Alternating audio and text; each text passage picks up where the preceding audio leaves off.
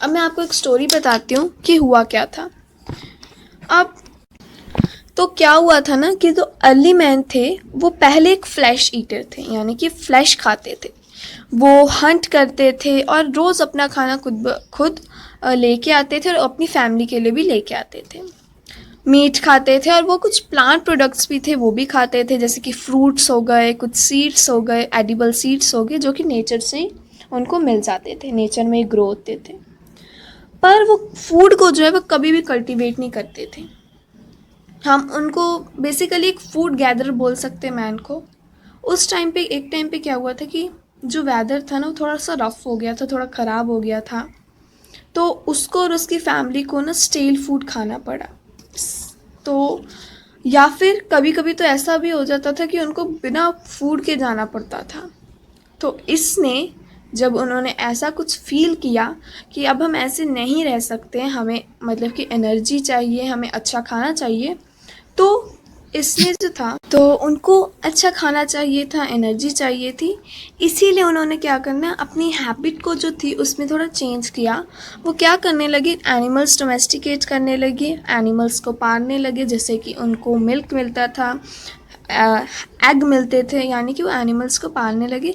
और इसी से उन्होंने कुछ यूनिट्स भी ग्रो करने मतलब कि जो एग्रीकल्चर के टूल्स होते हैं वो भी बनाने शुरू कर दिए।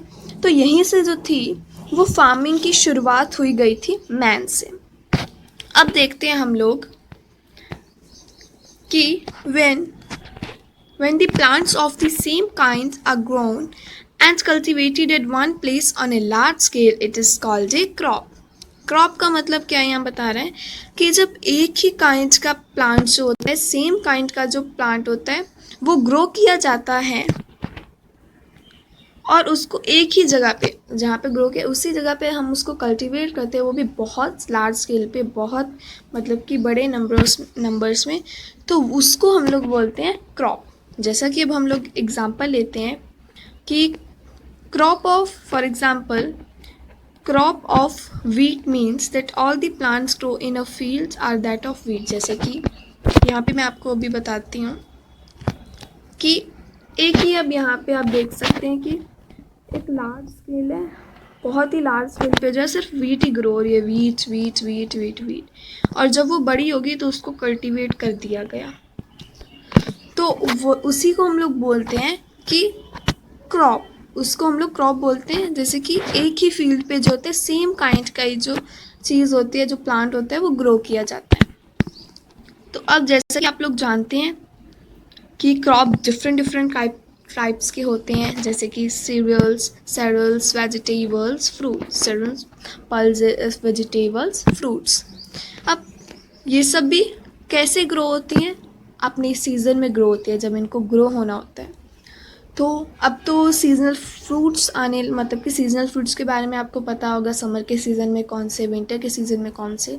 लेकिन कुछ कुछ ऐसे भी फ्रूट्स होते हैं जो सीज़न वाले नहीं भी होते हैं, यानी कि अब कुछ सीजनल फ्रूट है लेकिन उनको जो जब उनका सीज़न नहीं होता है तब भी लाया जाता है। तो वो उसका रीज़न क्या होता है कि उसमें जो है वो केमिकल्स मिला दिए जाते हैं, लेकिन वो हमारी बॉडी को हार्मफुल होते हैं। तो इस बात का आपने ध्यान रखना है। तो इंडिया जो एक बहुत ही बड़ा वास्ट कंट्री है, जो कि आपको पता है। द क्लाइमेटिक कंडीशंस, वहाँ पे अलग अलग टाइप के क्लाइमेटिक कंडीशन है, जैसे कि टेम्परेचर हो गया, ह्यूमिडिटी हो गई, नमी हो गई, रेनफॉल, जो कि एक रीज़न से दूसरे रीज़न में जो है वो होती रहती है। Accordingly there is a rich variety of crops. इसी के लिए जो है वो बहुत सारे वेराइटी के क्रॉप्स जो हैं वो डिफरेंट पार्ट, डिफरेंट कंट्रीज़ में वो ग्रो किए जाते हैं, यानी कि अपने वेदर के मुताबिक कि वहाँ पे कैसा है, ह्यूमिडिटी कितनी है, टेम्परेचर कितना है। जैसे कि अब जम्मू में ठंड का होता है तो वहाँ पे एप्पल ग्रो किए जाते हैं, यानी कि स्टेट के मुताबिक कि इंडिया कंट्री है, उसमें कौन से स्टेट का क्लाइमेटिक टेम्परेचर क्या है, ह्यूमिडिटी कितनी है, उसके हिसाब से जो है वहाँ पे जो फ्रूट्स या वेजिटेबल्स है वो ग्रो किए जाते हैं। अब despite this diversity two broad cropping patterns can be identified. इसी के लिए जो दो तरह में जो है वो क्रॉप्स को डिवाइड कर दिया गया है। First is kharif crop and the second is rabi crop. तो अब हम बात करते हैं पहले खैरिफ क्रॉप की कि खैरिफ क्रॉप क्या होता है। अब जो crops which are sown in the rainy season, अब जो रेनी सीजन में ग्रो किए जाते हैं उनको हम लोग बोलते हैं खैरिफ क्रॉप। अब जो रेनी सीजन है इंडिया में कब होता है? जनरली इंडिया में जून टू सितंबर में होता है, वो जून से लेके सितंबर तक जब वो रेनी सीजन चलता है। ये बात आपको याद रखनी है, इसको आपने हाईलाइट कर देना है। खैरिफ क्रॉप कब ग्रोन होता है? वो ग्रो होता है रेनी सीजन में, और वो कब होता है? जून टू सितंबर के बीच में। उसमें कौन कौन से एग्जाम्पल आ जाएंगे? पैडी, मेज, सोयाबीन, ग्राउंडनट, कॉटन और भी बहुत सारे etcetera are kharif crops. I hope कि खैरिफ क्रॉप के बारे में आपको क्लियर हो चुका। खैरिफ क्रॉप क्या होते हैं? जो रेनी सीजन में ग्रो किए जाते हैं। कब किए जाते हैं? जून टू सितंबर तक। देन अब रैबी क्रॉप्स क्या होते हैं? कि वो क्रॉप जो विंटर सीजन में ग्रो किए जाते हैं। विंटर सीजन में इनका भी टाइम पीरियड होता है। ये जनरली अक्टूबर से लेके मार्च के बीच में ग्रो किए जाते हैं। इसके एग्जांपल्स क्या होंगे? वीट, ग्राम, पी, मस्टर्ड और लाइन सीड। वीट भी उगाए जाते हैं रैबी क्रॉप में। वीट आ गया, ग्राम आ गया, पी आ गया, मस्टर्ड, सरसों, लाइन सीड। इसी के साथ साथ पल्सेस भी उगा सकते हैं और वेजिटेबल्स भी उगाते हैं। वो सब कब ग्रो होते हैं? समर सीजन में। बहुत ज़्यादा प्लेसेस पे जो पल्सेस और वेजिटेबल्स को समर सीजन में जो है वो ग्रो किया जाता है। अब हमारा जो सेकंड है उसको हम क्या देखेंगे? सेकंड टॉपिक है basic practices of crop production. अब हम लोग क्रॉप प्रोडक्शन के बेसिक प्रैक्टिसेस के बारे में जानते हैं। तो ये क्या बोल रहा है कि why can paddy not be grown in the winter season?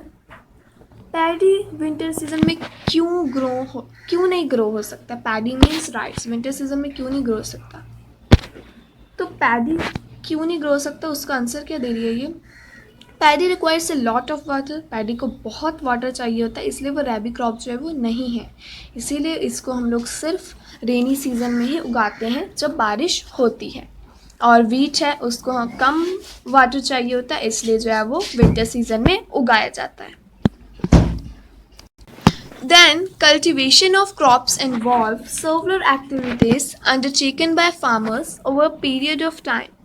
You may find that these activities are similar to those carried out by a gardener or even by you when you grow or ornamental plants in your house.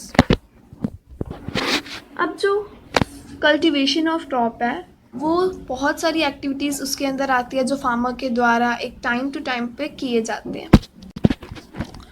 तो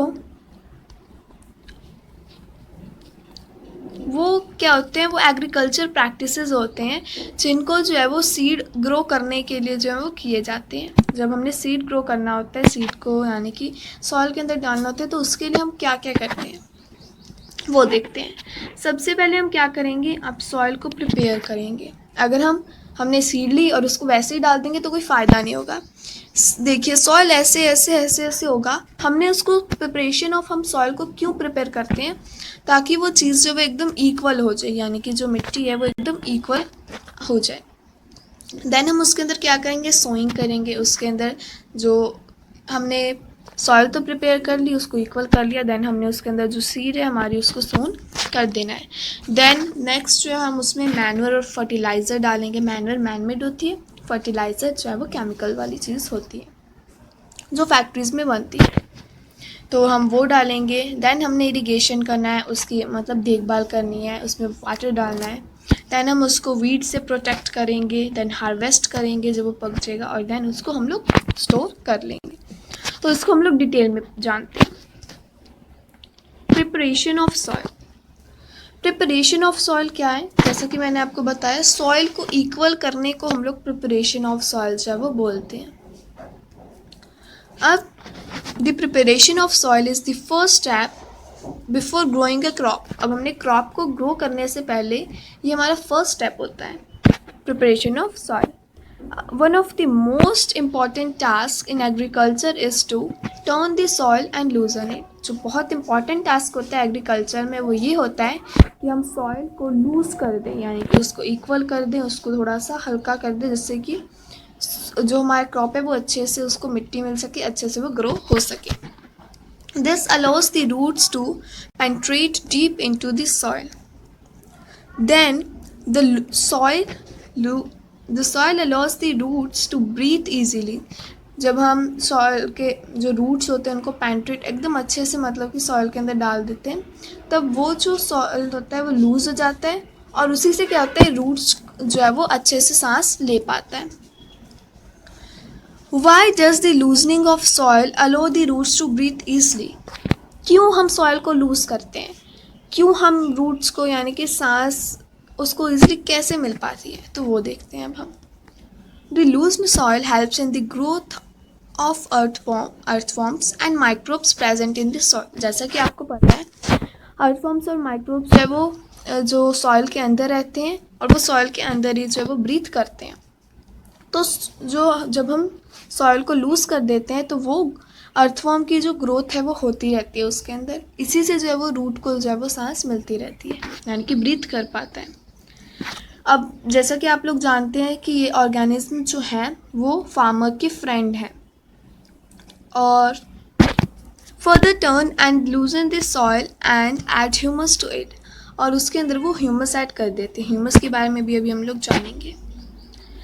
but why does the soil need to be turned and loosen, पर soil हम लोग loose और turn क्यों करना होता है, तो फ्रेंड्स इस बारे में हम लोग जानेंगे अगले वीडियो में, बिकॉज वीडियो जो है वो बहुत ही ज़्यादा लॉन्ग हो गया है. सो आई होप कि आपको इतना तो क्लियर हो गया हो. नेक्स्ट में हम जानेंगे कि हम लोग सॉइल को टर्न और जो लूज़ है वो क्यों करते हैं. प्रिपरेशन ऑफ सॉइल का पार्ट 2 हम लोग करेंगे. सो अगर आपको कोई भी डाउट आता है, कोई चीज़ नहीं समझ आई है, तो आप मुझसे कमेंट बॉक्स में पूछ सकते हैं. So see you in my next video. Till then bye bye, stay home, stay safe.